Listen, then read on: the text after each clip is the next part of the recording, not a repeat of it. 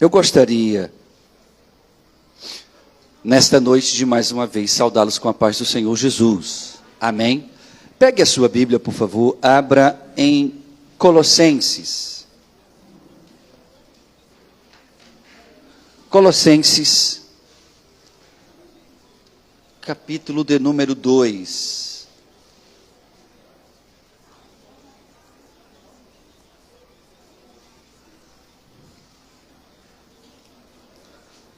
Colossenses, capítulo de número 2, por favor.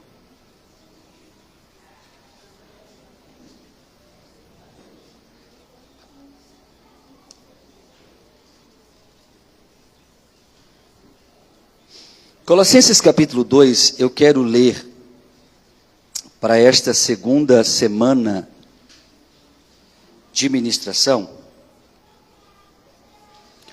E aí eu falo segunda semana porque a partir desta nós estamos iniciando uma segunda temática. Nós passamos as últimas 4 semanas falando sobre a diferença do que é andar na carne, mais lutar no espírito, como é que funciona isso. E esta semana nós vamos iniciar um tema que a mensagem toda deste tema está dentro de um único versículo deste capítulo 2. Capítulo de número 2 de Colossenses, eu quero ler o que diz o versículo de número 8. Tende cuidado, para que ninguém vos faça presa sua, por meio de filosofias e vãs sutilezas, segundo a tradição dos homens, segundo os rudimentos do mundo e não segundo Cristo. Tome assento aí, por favor, em nome de Jesus.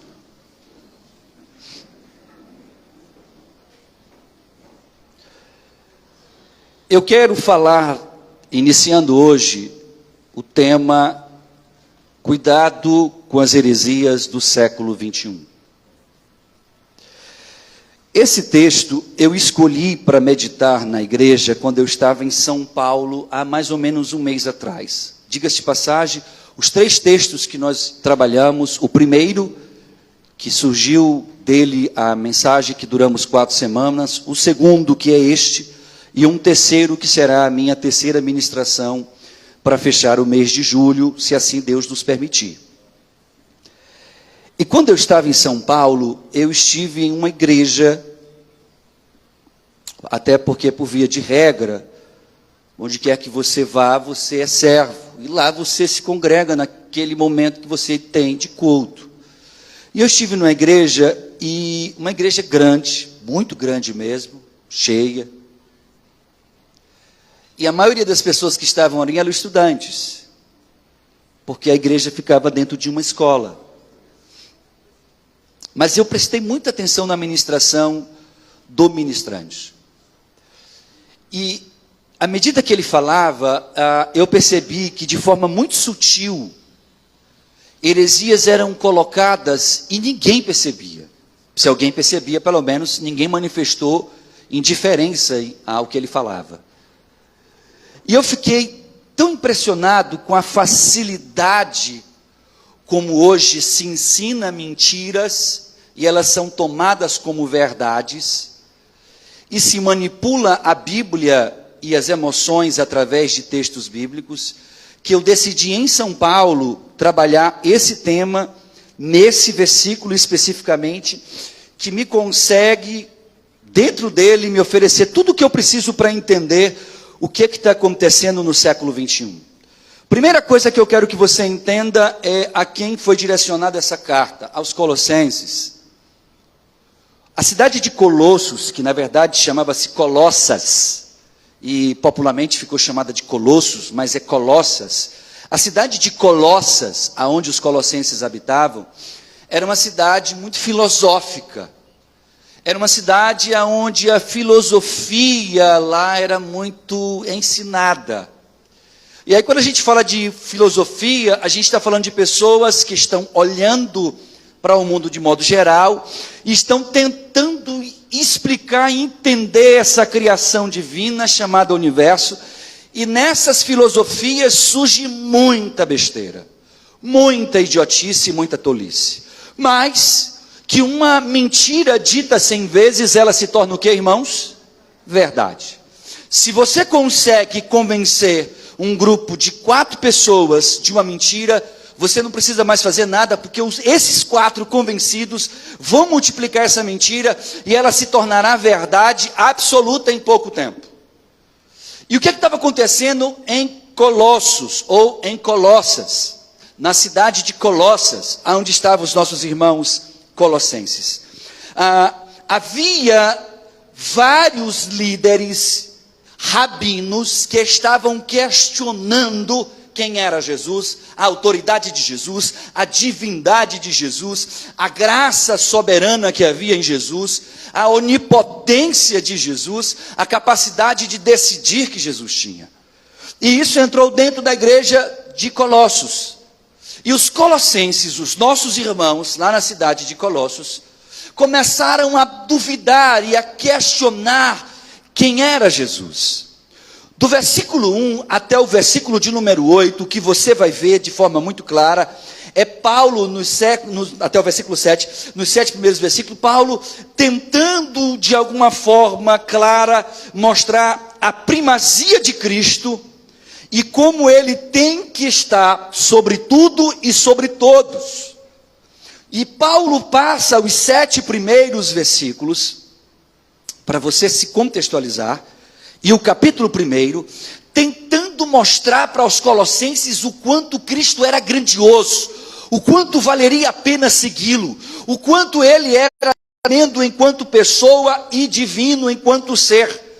E ele vai rebatendo toda a teologia herética que estava sendo ensinada naquela circunvizinhança, porque não era só os colossenses que estavam sofrendo isso, também os filipenses e muitos outros que existiam ali. A carta escreve também aos filipenses, reforçando a grandeza de Cristo e a autoridade sobre tudo que Cristo tem, porque as pessoas lá em Colossenses, em Colossos, começaram a questionar se Jesus era tão poderoso como se dizia, se Jesus realmente era capaz de como de fato dizia, se Jesus realmente era tão cheio de autoridade espiritual como Paulo dizia. Então ele escreve, e no versículo 8 ele me apresenta algumas coisas que eu quero meditar com os senhores, que são coisas das quais a gente precisa analisar para tirar lições de como lidar, como ter cuidado com as heresias do século 21. E diga-te passagem, irmão, nunca houve na história da humanidade, escute o que eu vou lhe dizer, nunca houve na história da humanidade tanta coisa errada sendo ensinada sobre Deus e sobre Cristo como na atualidade. Nesse último século, nesses últimos 100 anos, houve a explosão do conhecimento no mundo. Nós passamos a ter, Neto, acesso a todo e qualquer conhecimento. Em 1948, 49, se eu quisesse ter acesso aos escritos sagrados, eu precisava ir a Roma e passar por todo um processo e um ritual muito cheio de características muito específicas de quem é doutor em teologia para ter acesso aos escritos sagrados. Isso tendo alguém do meu lado que me acompanharia para eu analisar, e ele estaria folheando as folhas para mim, porque eu não poderia nem tateá-las. Se você fosse a Israel e dissesse assim: eu quero ter acesso aos documentos do Mar Morto, aos escritos chamados rolos do Mar Morto, que foram encontrados nas cavernas de Qumran, que é basicamente todo o nosso Antigo Testamento, que são os escritos mais antigos, diga-se passagem, do mundo do Antigo Testamento, porque até então a gente só tinha escritos de ano 1000 para cá. Quando você quisesse ter acesso a isso, era mais burocrático ainda. Eu precisaria que o governo do Brasil, através da minha embaixada, falasse com a embaixada israelense, para poder mostrar o meu currículo, para lá eu ser aceito com alguém ou várias pessoas me acompanhando, para eu conseguir ler nas Sagradas Escrituras no seu idioma original. Hoje não é mais assim.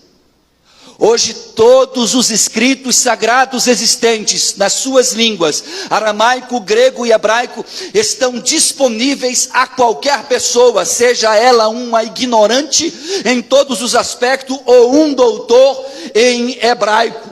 Ele tem acesso porque a internet criou uma ponte e hoje você não precisa mais sair de casa ou mesmo do local onde você está para estudar e ter acesso a conhecimento nativo da Bíblia. Isso é muito bom. Quem pode dar glória a Deus por isso? Sabe por que isso é muito bom? Porque quando você tem acesso aos originais, se você é um estudante, você pode questionar as traduções. E é assim que nós descobrimos que traduções como a de João Almeida Ferreira, que é a tradução utilizada pelo mundo protestante, tem muitas coisas que precisam ser revisadas. Não é à toa que a Bíblia do irmão está escrito João Almeida Ferreira como tradutor, mas embaixo está escrito revisada e corrigida. A da irmã está lá revisada e atualizada, a outra está corrigida, fiel. E você fica sem entender quando você abre a Bíblia e vê tantas diferenças de traduções, mas essas diferenças é porque alguém como eu ou como você para ler, para estudar e questiona. Mas espera aí, nos originais eu estava estudando na internet, porque nós temos as cópias disso hoje digitalizadas, cópias fidedignas digitalizadas e disponíveis para qualquer pessoa, e a gente chega lá, estuda, vê que está errado e questiona aquela que é a imprensa que está produzindo a Bíblia, e aí ela vai revisar e ver que realmente está errado. Isso é maravilhoso, porque o acesso ao conhecimento permite que eu e você questione se o que está sendo ensinado é verdadeiro ou falso. O problema é que o acesso a um conhecimento como este livro dá a quem sabe manipular multidões todas as ferramentas necessárias para poder manipular a minha mente e a sua mente para que façamos exatamente o que estes hereges querem que façamos. E preocupado com isto, e vendo uma turma cheia de pessoas inteligentes, e percebendo que nenhuma delas se deu conta de que o cara estava mostrando uma cosmovisão científica, colocando ela por cima da cosmovisão bíblica, e quem sabe o que eu estou dizendo, entende o que eu estou falando. Quando a gente fala de cosmovisão científica, a ciência na cosmovisão diz, o homem, ele não é criatura de algo sobrenatural, o homem é o resultado de um processo de evolução, que nasce em uma molécula de água e vira depois um réptil, depois vira um mamífero e chega à condição humana. A cosmovisão bíblica diz que Deus olha para o universo que não existia nada e diz, haja luz. Nesse haja luz ele diz, agora eu vou criar o universo. Ele cria aquilo que chamamos de terra, ele cria a água, ele faz separação entre a terra e a água, e ele vai criando no capítulo 1 de Gênesis todas as características do que eu e você conhecemos como universo. E no meio de tudo isso, ele lá por volta do 6º dia, cria o ser humano, a sua imagem e criatura, a sua imagem e feitura, e ele coloca esse ser humano na terra. Essa é a cosmovisão bíblica. Mas eu disse uma vez e repito, se você coloca mentiras no meio de verdades, as mentiras vão parecer o quê? Verdades também. Se você utiliza de estratégias que os psicólogos hoje utilizam, e eles estudam muito bem isso, para justamente saber aonde falar e o que falar, para saber analisar como entrar, e como entrar dentro da mente da pessoa, e dentro daquela mente manipular, para poder reajustar, porque este é o fim da psicologia, nos ajudar a realinhar o que está completamente desorganizado nas nossas mentes. Mas alguém que tem acesso a esse conhecimento, e sabe usar, ele utiliza isso também com o mesmo efeito contrário. Ele usa as mesmas ferramentas para manipular, e essa manipulação, ela é tão real, que nós vamos ver hoje aqui, coisas das quais algumas pessoas talvez vão rir e dizer assim, vixe pastor, eu caí nisso aí. Abra sua Bíblia em Colossenses 2, por favor. Eu quero começar a falar agora com os senhores, de pelo menos 7 partes que eu dividi esse texto, para nossa meditação nesta noite, e provavelmente em noites subsequentes. A primeira parte está no versículo 8, justamente na parte A, diz assim, tende cuidado. Olhe para mim, a primeira coisa que nós percebemos nesse versículo é que há um alerta, tenha cuidado. Mas cuidado com o que, pastor? Primeiro, cuidado com o que nós temos aprendido. Segundo, cuidado com o que nós temos crido. E terceiro, cuidado com o que tomamos como, abre aspas, o certo, fecha aspas. E aí, por que eu estou falando isso? Paulo, ele faz questão de dizer, quando ele fala sobre conhecimento de Cristo, que nós temos que ter todo um cuidado com aquilo que aprendemos ou ouvimos. E tem um detalhe, a ideia no grego, dessa palavra em grego, quando eu fui estudar esse verso no original, a palavra cuidado aqui, quando você vai estudar a etimologia dessa parte, cuidado, traduzida para o português, é como se alguém colocasse uma placa bem grande e dissesse assim, cuidado, ou trouxesse para você um alerta tremendo. E esse cuidado que Paulo está chamando os colossenses a ter, diz respeito ao que eles estavam aprendendo da Bíblia e sobre a Bíblia. Certa feita, um irmão que aprendeu durante toda uma vida como que as coisas eram em relação a Deus, foi questionado por um outro irmão que abre a Bíblia para ele e mostra para ele na Bíblia o que acontecia, e esse irmão que passou uma vida inteira crendo em algo, tem uma mudança radical de pensamento, porque simplesmente alguém pega um texto da Bíblia, sem analisar nada do contexto, e aplica isoladamente o texto na mente de uma pessoa, e essa pessoa muda completamente o seu modelo de vida, só porque o texto disse algo.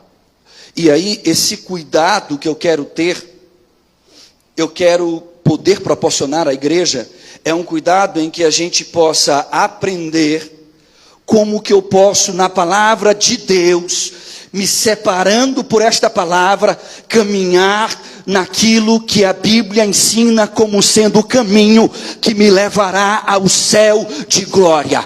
Porque se você está sentado hoje aqui na igreja e cansado, talvez como você e eu estejamos, você só está porque você entende, eu preciso aprender um pouco mais para chegar no céu de glória. Eu preciso aprender um pouco mais porque eu preciso caminhar para onde Cristo quer que eu esteja. E não existe outro roteiro, não existe outra forma de eu entender a vontade de Deus para a minha vida, que não seja entendendo a sua palavra. É através dela que eu e você conseguimos caminhar. E é por meio dela que surgem também todas as grandes seitas e heresias. Quem aqui é maçom? Tem algum maçom entre nós? Se tiver, vai ficar aqui escondido, né, com vergonha. Deixa eu falar uma coisa, você sabia que toda vez quando a gente vai se sentar, e eu falo a gente no sentido de como se eu fosse um maçom, toda vez que a gente vai se sentar numa reunião maçônica, a primeira coisa que nós fazemos é abrir a Bíblia. Se abre a Bíblia no Salmo 133 e se lê a Bíblia para que se inicie todo um ritual. E quando você está lá, que você é convidado para participar apenas de uma filosofia de vida nova, de algo que vai te levar simplesmente a andar em comunhão com uma irmandade que só quer o seu bem, que quer que você cresça como eles cresceram, que nada tem a ver com o sobrenatural. E com o passar do tempo, você vai descobrindo na verdade que a maçonaria vai te levar inicialmente pelo cristianismo, mas que ela vai te desembocar dentro de uma divindade que é uma trindade que une deuses tanto babilônicos, egípcios e judeu. E quando você vai estudar, você vê que eles vão caminhando com você em textos que são reforçados pela Bíblia, e você diz assim, mas ele está falando na Bíblia, pastor. Mas é isso que eu estou justamente dizendo a você. Hoje, quase todas as seitas e quase todas as heresias difundidas dentro da igreja vieram da Bíblia. De pessoas que com sabedoria manipularam textos, tiraram eles do seu contexto, e uma vez que um texto é tirado de um contexto, ele vira o que, irmãos? Pretexto. Eu lembro de um curso, e isso é tão sério, essa manipulação que existe no nosso meio, e por isso devemos ter tanto cuidado, que eu lembro de um curso que virou febre, inclusive atingiu as minhas ovelhinhas que eu tanto amo. Eu só não vou citar o nome do curso, Porque Maíra, ao ver a minha pregação, agora há pouco, disse assim, não cita não. Porque tem gente que pode ser que fique triste em saber que também caiu nesse pato. Mas teve uma época que ovelhas minhas pagaram quase R$5.000 para passar 3 dias imergidos em um curso, e esse curso mudaria a vida delas, e elas conseguiriam serem potencializadas de uma tal forma que nunca mais elas seriam as mesmas. Elas saíram deste curso eletrizantes. Eu lembro que uma ovelha minha, que é diaconisa, que passou o cartão da mãe, do pai, do cachorro, do cão, de tudo, sai para pagar a conta que era cara, sai de lá, meu pastor, você vai ver, minha vida vai mudar. E mudou, ela pegou, eu não tinha uma dívida, ficou com uma dívida muito maior. Mudou mesmo.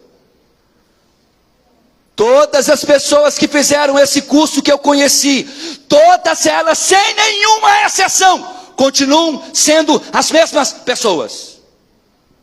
Não tem uma exceção que eu possa assim, não, aquela ali, depois que fez aquele curso, a vida dela mudou, deu uma engajada, a empresa dela agora é outra. Não, as coisas mudaram. Não, nós estamos na era dos coaches, meu irmão. Oh, coisa boa. E eu estava pesquisando sobre esses camaradas que são coaches. Eu achei tão bonitinho, porque eles dizem assim, isso eu tirei de um livro, eu achei tão bonito que eu copiei. Não é meu, não é fala minha, eu só copiei. Eles dizem, com licença, porque eu posso mudar a sua vida. Eu sou o coach da vida, o master coach, o consultor coach, professor coach, o coach empreendedor, o Reed Hunt coach. Eu sou o coach executivo, eu sou o coach consultor, eu sou o coach da carreira, eu sou o job hunter, consultor e coach. Eu sou o master coach life e palestrante. Eu sou o RH coach e eu ajudo você a encontrar o seu potencial interno, transformar em ação e alcançar os seus sonhos. Coisa maravilhosa. É bom demais. Os coaches, eles dispõem de uma rica psicologia, meu irmão. Rica psicologia. E detalhe, não é uma psicologia junguiana, não. Junguiana, como a gente costuma dizer lá, que trabalha o sobrenatural. Não é uma psicologia oriunda da psicanálise alemã, não. Quando a gente olha para essa psicologia, ela não chega nem a ser uma psicologia cognitiva, comportamental. Ela simplesmente pega o mais baixo e simples método de motivação às pessoas e aplica nas suas palestras. Você sai de lá eletrizante. Eu não vou perguntar quem já entrou vazio e saiu cheio de uma palestra como essa, porque eu não quero que ninguém levante aqui a mão. Mas incrivelmente, o coach, ele acaba sendo uma pessoa que ele se apresenta como alguém que veio mudar a sua vida. E afinal de contas, é isso que eles repetem constantemente nas suas falas. E eles dizem de todas as maneiras possíveis que eles vão conseguir fazer com que você tenha superação, vitória, desenvolvimento e vão expandir o seu potencial. Quem já ouviu falas assim? Levante a mão só para eu saber. São os que foram para as palestras.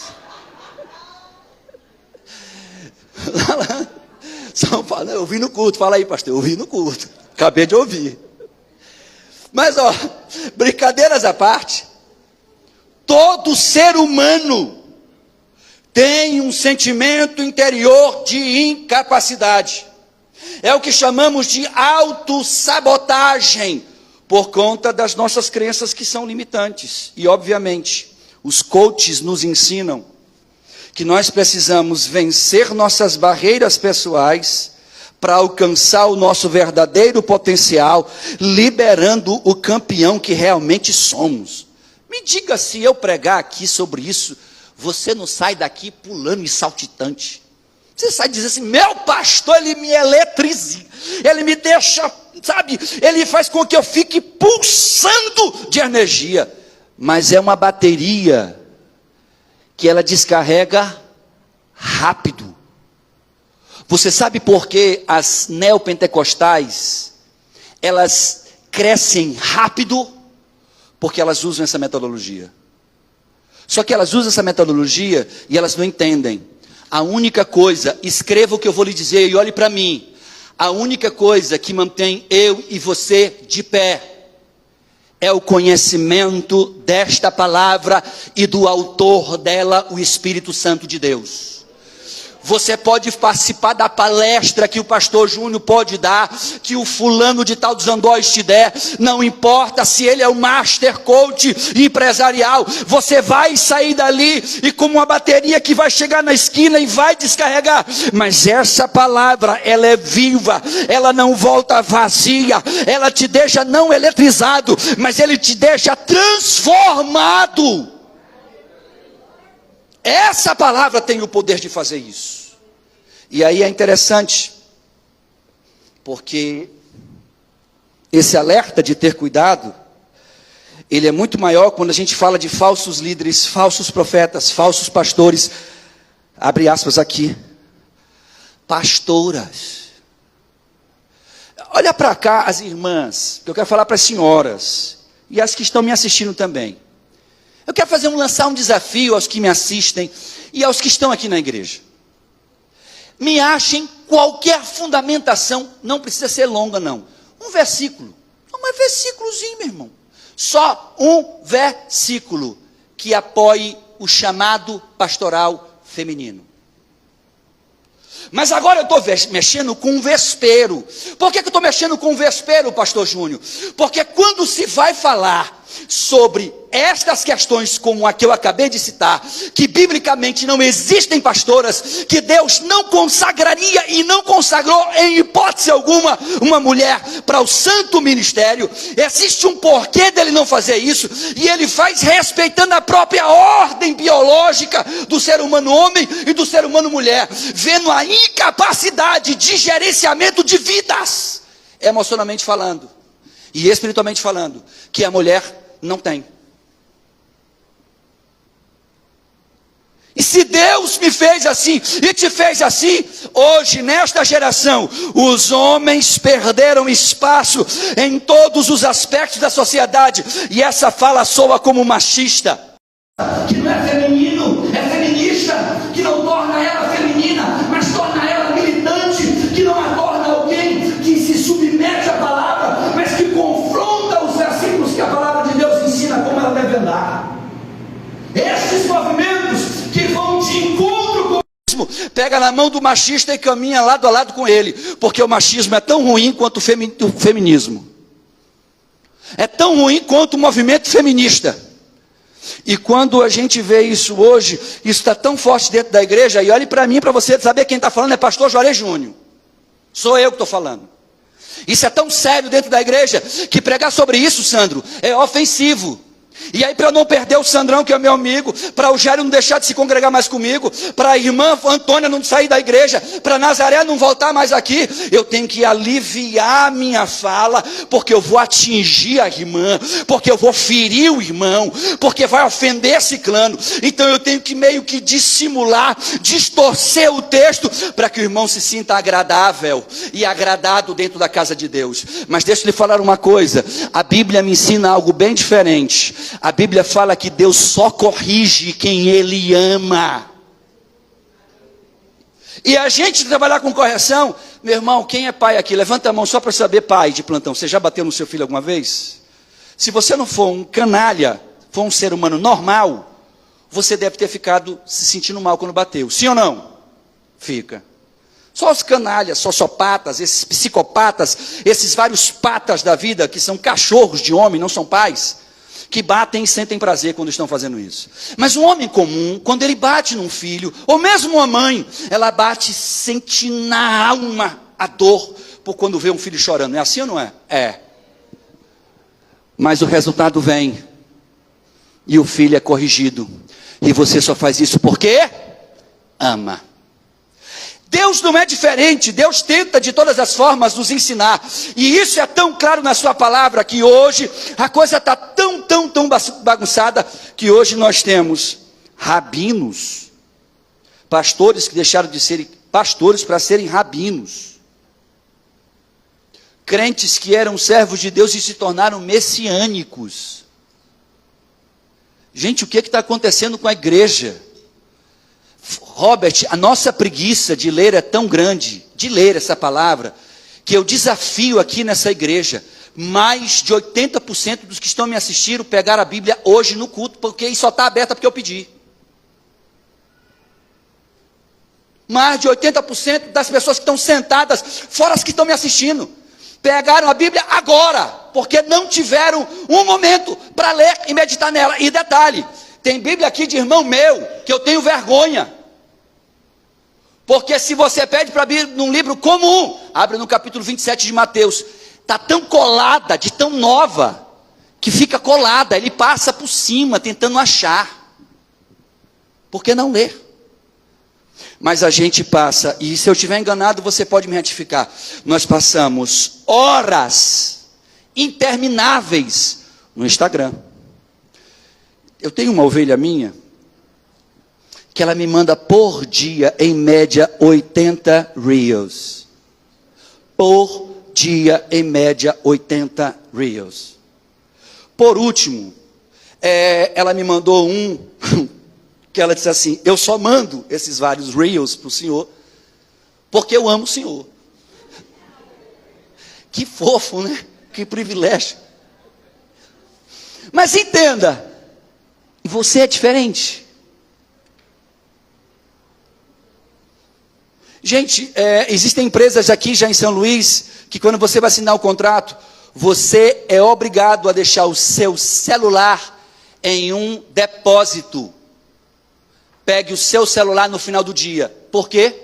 Porque eles perceberam que não adiantava dizer apenas que não poderia usar o celular durante o trabalho.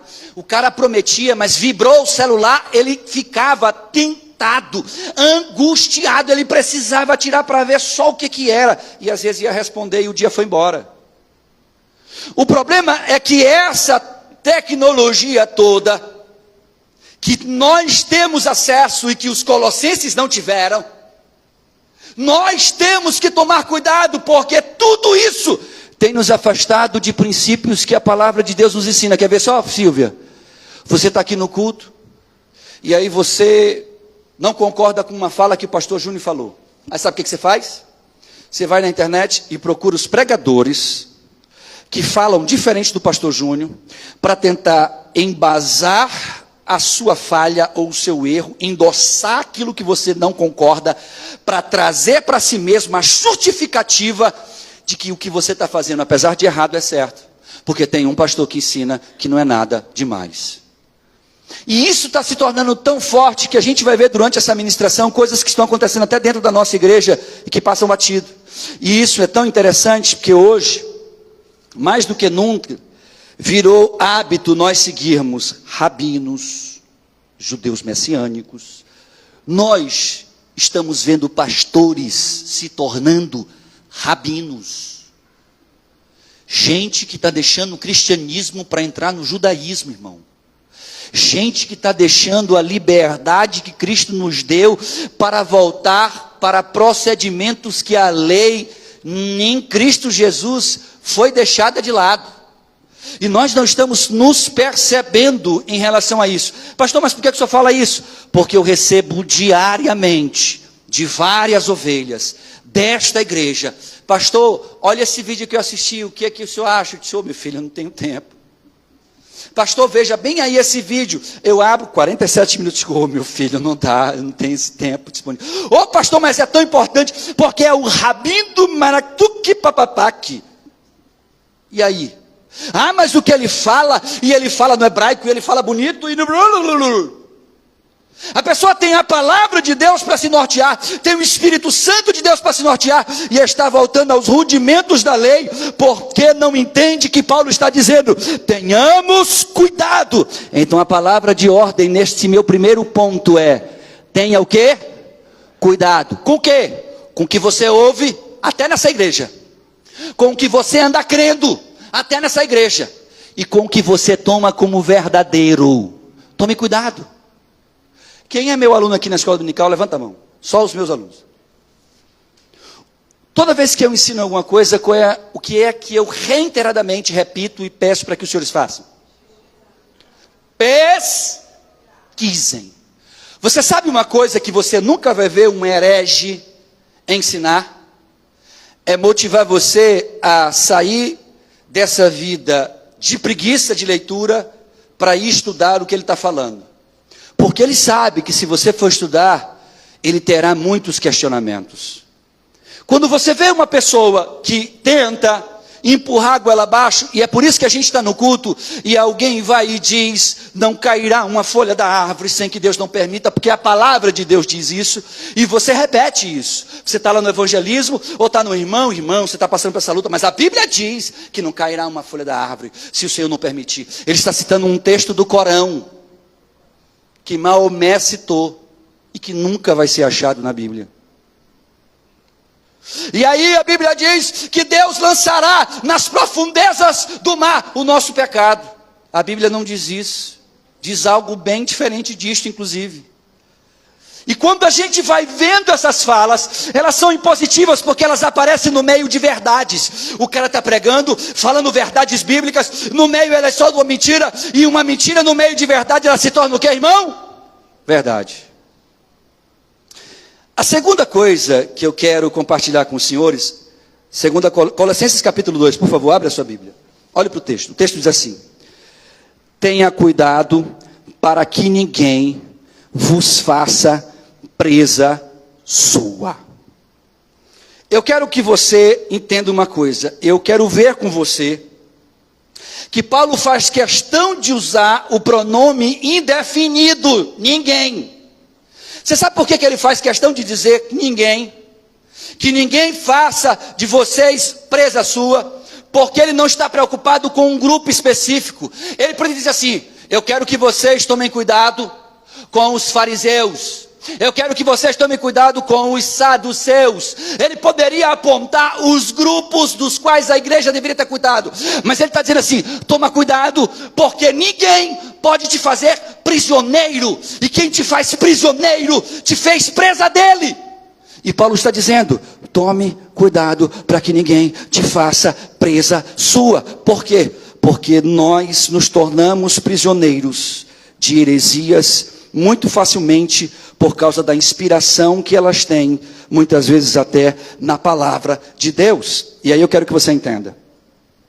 Via de regra, as pessoas que querem enganar, elas não nos motivam a estudar e a pesquisar, e elas colocam as suas falas como sendo regras absolutas, das quais ninguém pode questionar. Detalhe: esses aprisionadores de vida, normalmente eles percebem, eles analisam, eles notam que nossas fraquezas, nossas debilidades estão patentes diante dos olhos deles. Eles nos analisam emocionalmente e, fracos como somos, eles utilizam da nossa fraqueza para nos enganar. Quer ver um exemplo da Elise?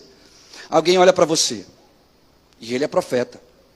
Aí ele olha daqui e vê que você está assim meio cabisbaixo. É você aí atrás. O Senhor está me dizendo que você está triste. Não precisava nem o Senhor me dizer isso. Mas hoje vem renovo sobre a tua vida. Você já começa a sentir logo uns arrepios mesmo. E o Senhor já está te visitando aí. Tu já começa... Vai embora. Pessoas que sabem fazer análise comportamental. Eles analisam cada um de nós apenas como nós andamos. A nossa roupa, ela é informação. Sim ou não? Sim. Então, se você está em depressão, a primeira coisa que você não vai cuidar é da forma como você se veste. Uma pessoa quando chega aqui toda desleixada no culto, eu já até olho e digo: vixe, isso aí não está bem. É sério, Robert. O cara, a gente já olha assim: não está bem não, está ruim. A situação está difícil, a situação deste. Por quê? Porque a gente não precisa ter o Espírito Santo para me revelar quando a gente faz análise comportamental, e as pessoas utilizam muito disto hoje. Isso é tão sério que eu quero perguntar aqui quem nunca ouviu a seguinte expressão: não saia da minha cobertura, senão você estará debaixo de maldição. Quem já ouviu essa expressão, irmão? Já? Se você sair da minha cobertura espiritual, você estará fora da bênção. E é interessante porque, via de regra, a princípio, essas pessoas parecem, abre aspas aqui, serem altamente espirituais. E elas usam da análise comportamental para revelar, na verdade, e adivinhar o que você está sentindo e como torná-lo um prisioneiro. Detalhe, eu quero que você entenda uma coisa. E isso aqui é importante você entender. Essas pessoas que dizem assim, se você sair da minha cobertura espiritual, você estará debaixo de maldição. Essas pessoas são verdadeiros hereges. Toda vez que você ouvir um pregador dizendo assim, ou uma pastora, ou um pastor, ou um líder dizendo, se você sair da minha cobertura, você estará de maldição, ele está mentindo. E por que ele está mentindo, pastor?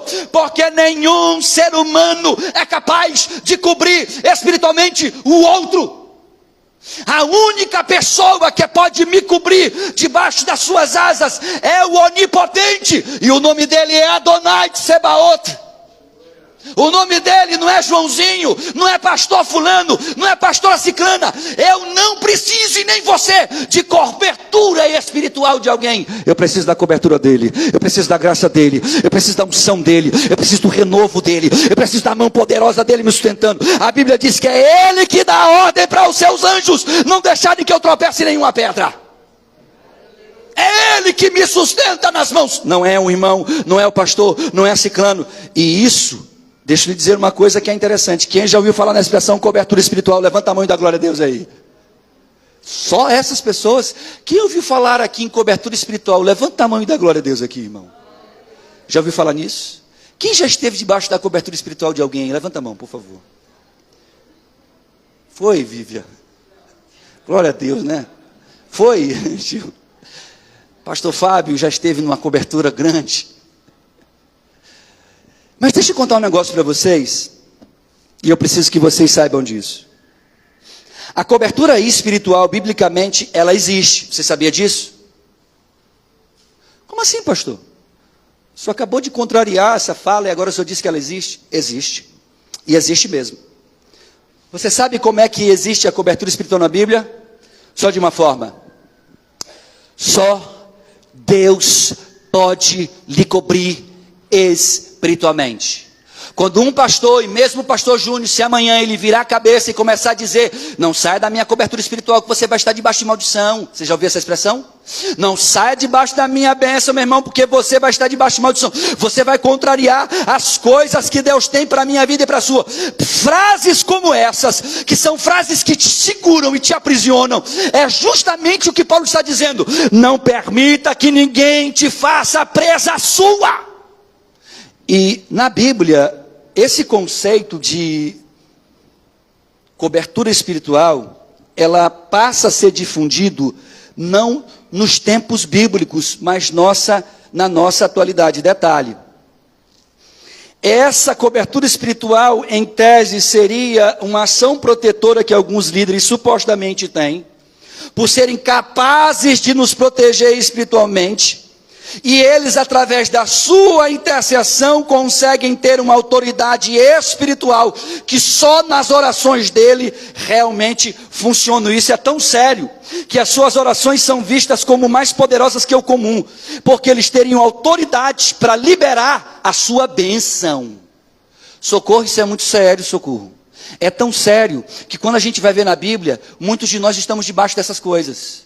Às vezes, um marido está debaixo de uma situação dessa, um filho está debaixo de uma situação dessa, e acreditando que aquele pastor A ou aquela pastora B, e isso é tão forte, que muitos de nós buscamos, quer ver só, quem no momento de angústia nunca ouviu aquela fala assim, irmão, vamos lá naquela igreja tal, porque ali Deus fala. Meu amigo, você quer ver Deus usar o profeta, revelação, irmão? Vamos na igreja tal. Lá tem uma pastora, como diz Fofa, é bem toura mesmo. É bem toura. Pastora, que ela revela tudo. E isso é incrível, como esse espírito de adivinhação tem entrado dentro das igrejas, tem possuído a vida de crentes. Os crentes têm acreditado nessas pseudo-revelações, e eles preferem acreditar. E aí eu nunca esqueci de um caso que mexeu comigo, porque foi hoje é ovelha minha, mas no passado era meu irmão em Cristo apenas. Eu me congregava na Ponta da Areia, ele se congregava lá para o Anjo da Guarda. Ele um belo dia chega para mim e diz assim: pastor Júnior, minha mulher me deixou. Eu falei assim: como assim, cara? Vocês estão casados quase 10 anos, ela te deixou? Deixou. A mulher dele, como também ele, são semi-analfabetos, quase não conseguem nem ler, com muita dificuldade de ler. Estão no culto, o culto está debaixo do mistério, da unção, do poder, o fogo está caindo, o manto está revelando, o irmão está sapateando, e é bênção demais. Mas no meio disso, que é muito bom, aparece lá o profeta que está pregando, e ele bota o dedão lá atrás onde a irmã estava, e ele aponta para a irmã e diz assim: este aí que está do teu lado, não é o que Deus preparou para ti. É óbvio que a princípio ela pegou esse susto. Ela não saiu da igreja dizendo assim: nunca mais quero te ver. Ela não saiu da igreja dizendo assim: acabou o casamento. Mas ela foi para casa como uma semente. A semente cresceu. Na primeira discussão que eles tiveram: é por isso que Deus me alertou, tu não é para ser meu marido, vamos nos separar. E se separaram. E se ela tivesse conhecimento bíblico, ela entenderia que Deus, em circunstância nenhuma, principalmente depois da graça em que o Espírito Santo habita em mim, vai usar o pastor Fábio ou o pastor Júnior para dizer com quem eu vou passar o resto da minha vida. Você sabe o que o pastor Fábio nos gabinetes, ou o pastor Jorge Júnior, no máximo pode fazer biblicamente, quando você chegar lá com o seu gatinho, ou com a sua gatinha, para dizer assim: eu quero lhe apresentar o meu gatinho, minha gatinha, eu quero saber se você permite. Ele tem que dizer assim: primeiro, não sou eu que permito. Segundo, quem tem que decidir é você. Terceiro, quem vai ficar com esta gatinha, ou com este gatinho pro resto da vida ou não, também quem é? Você. Então quem tem que saber se esse camarada presta ou não presta, não é o pastor Jorge Júnior, não sou eu, não é o pastor Fábio, é você. Agora eu vou lhe orientar. A Bíblia ensina que o casamento deve ser pautado nesses princípios. A mulher deve ser assim, assim, assada. O marido deve ser assim, assim, assado. Você está disposto, irmão? Eu estou. Você está disposta, irmão? Estou. Vão embora, meu irmão. Daqui, vá para o cartório e se case. Vá ser feliz. E quando a Bíblia chega a me dizer que eu não devo viver num jugo desigual, casado com alguém que não é um servo de Deus, ou não me casar com alguém que não seja um servo de Deus, chega uma ovelha para mim e diz: pastor, eu queria saber qual é a sua opinião a respeito de Joãozinho. De quem é Joãozinho? É o cara que eu vou me casar.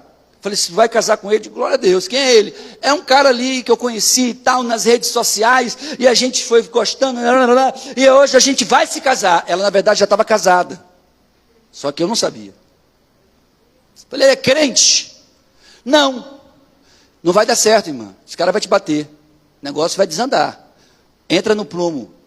Mas pastor, eu esperei anos, orei a Deus, pedi a unção, a graça, o revelamento, e Deus mandou o marido dos meus sonhos. Digo: esse cara não pode ter sido Deus que enviou, porque Deus não vai contrariar a sua palavra. Deus não vai dizer assim: peraí, deixa eu rasgar aqui os versículos da Bíblia que dizem que luz não há união com trevas.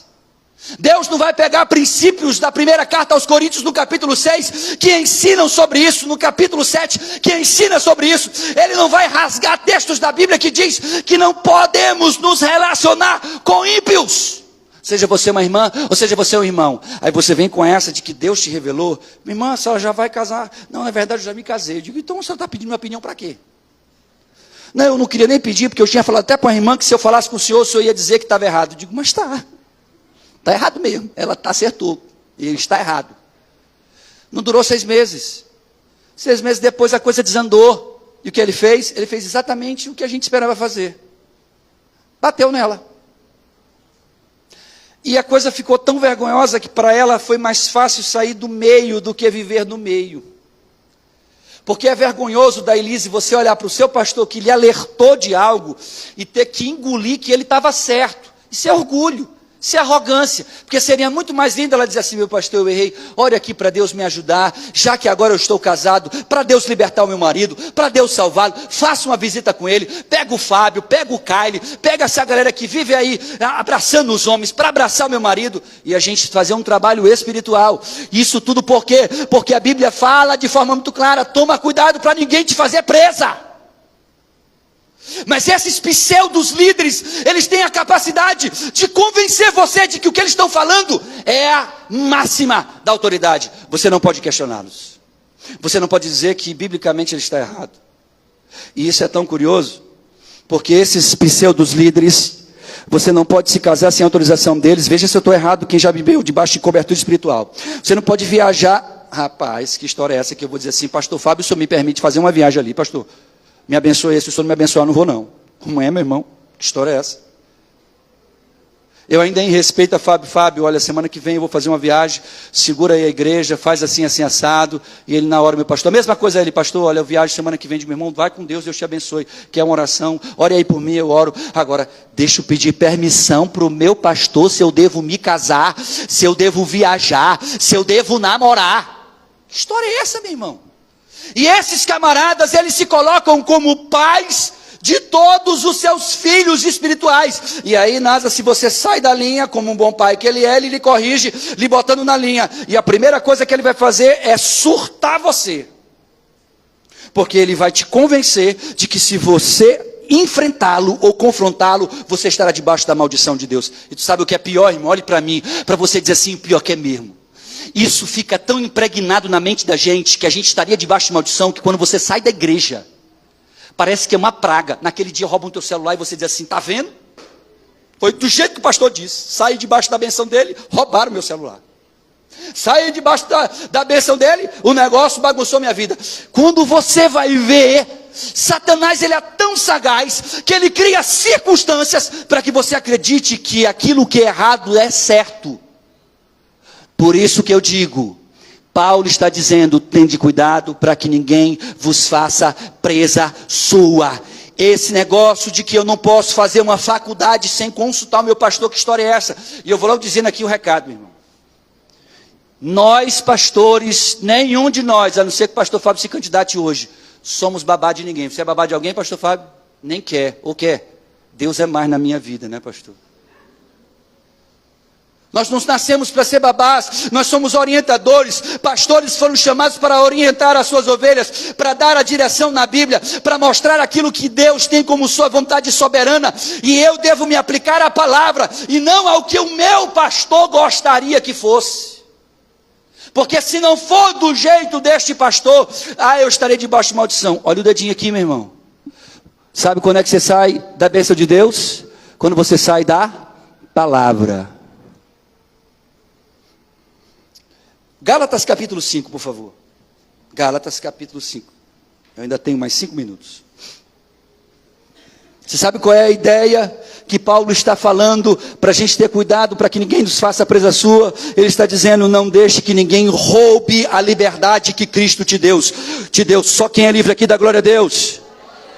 Meu irmão, quando eu lembro que para ficar doidão eu tinha que fumar maconha ou diamba, como se chamava, que para ficar malucão e sair com a gatinha tinha que encher a cara de vinho, e eu lembro que a gente passava a noite inteira fazendo bando de doidice para mostrar que era alguma coisa, e eu vejo Cristo vai lá naquela lama, me arranca você, lhe dá uma vida nova. Vem um palhaço e diz assim: você agora tem que fazer do jeito que eu estou dizendo, senão você vai estar debaixo de maldição. Que história é essa, meu irmão? Cristo não me chamou da Elise para ser prisioneiro de ninguém. Cristo me chamou para ser livre, aleluia. Gálatas capítulo 5, o versículo 1, Paulo fala uma coisa muito curiosa. Ele diz assim: estais, pois, firmes na liberdade com que Cristo nos libertou, e não torneis a colocar-vos debaixo do jugo da servidão. Olhe para mim, meu irmão. Que doidice é essa que Deus me chama para ser livre, Robert, e eu vou viver debaixo de uma prisão? Aonde se não for do jeito que o meu líder diz, do jeito que a minha líder diz, do jeito que a fulana de tal, que a profeta diz, que história é essa? A minha vida e a sua tem que ser pautada nessa palavra, é ela que tem que me orientar, é ela que tem que construir o caminho por onde eu vou traçar a rota. Agora olhe para cá, se você não lê ela, como é que a parada vai funcionar para ti, papai? Como é, Josemir? Só a gente tem tempo para assistir milhões de séries. Tem gente que às vezes, 1h da manhã, 2h da manhã, está assistindo série. E é série romântica. Série do amor. Série porque... É só Jesus na casa de alguns de nós, irmãos. Vira a noite assistindo séries, mas não consegue passar 10 minutinhos lendo a palavra, porque me dá um sono, pastor, quando eu leio.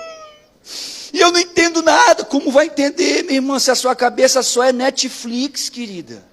Só é Disney Channel? Só é Amazon Prime? É só canais de televisão. Só a televisão tem milhões de canais, você não sabe no que se perde dentro dela. Quando você entender que Deus te chamou para ser livre, essa liberdade só é conquistada quando eu conheço os princípios da palavra de Deus. Você não conhece matemática, biologia, química, português, se você não estudar sobre isso. Se eu quero conhecer Deus e os caminhos de Deus, eu tenho que me pautar nessa palavra. Eu tenho que olhar para ela, deixa eu riscar, deixa eu ler, deixa eu ver o que ela diz, deixa eu tentar entender. Mas eu não entendi. Aí você chama o pastor Fábio e o pastor Júnior. Pastor Fábio, não entendi isso, me explica. Eu só tenho aqui 2 ovelhas que me mandam trechos da palavra questionando coisas. Uma delas é a Val. Pense numa coisa que eu sou apaixonado quando eu recebo a mensagem da Val. A Val nunca me mandou uma mensagem para falar de um problema. Ela só me manda mensagem, pastor, eu estava lendo isso aqui, isso 2h da manhã, que eu acho que eu não faço nada da vida, então ela manda 2h da manhã. Que é a hora que ela termina lá o trabalho dela, vai para casa estudar, ela para ler, ela diz assim, pastor, tem que ficar acordado também.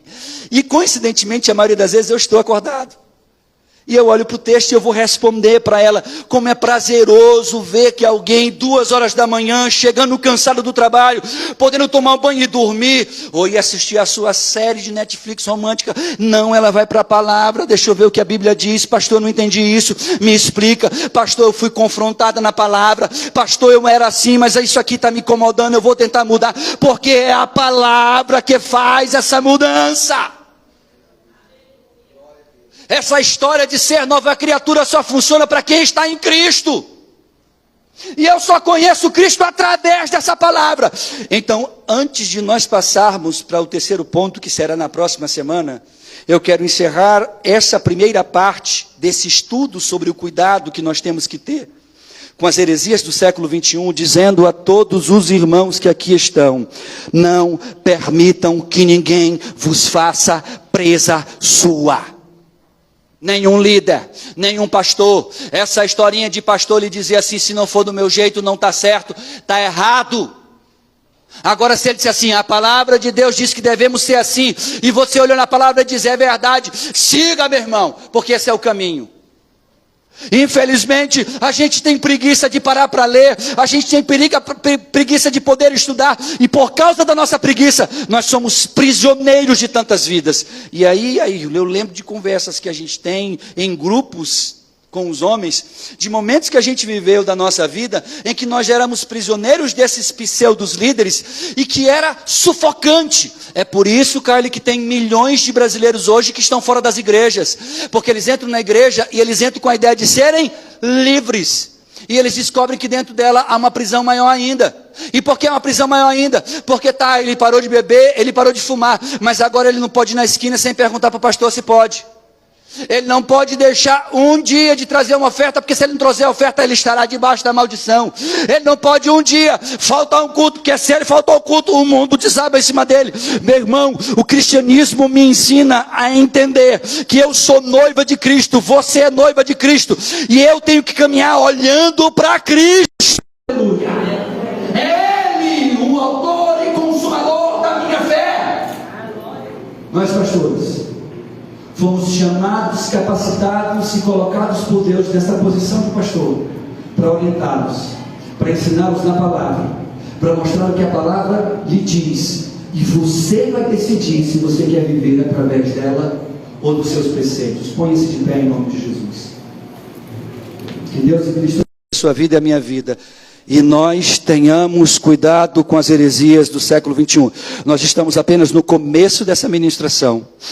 Semana que vem, com a graça de Deus, eu estarei falando do terceiro ponto, que fala das filosofias, e essa aqui é maravilhosa.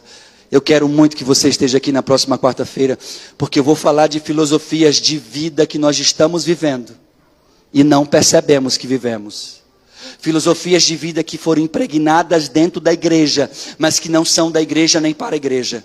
E nós só vamos entender se nós nos voltarmos para essa palavra. Veja como um único versículo da Bíblia, um único texto da Bíblia é capaz de trazer informações para você passar semanas estudando.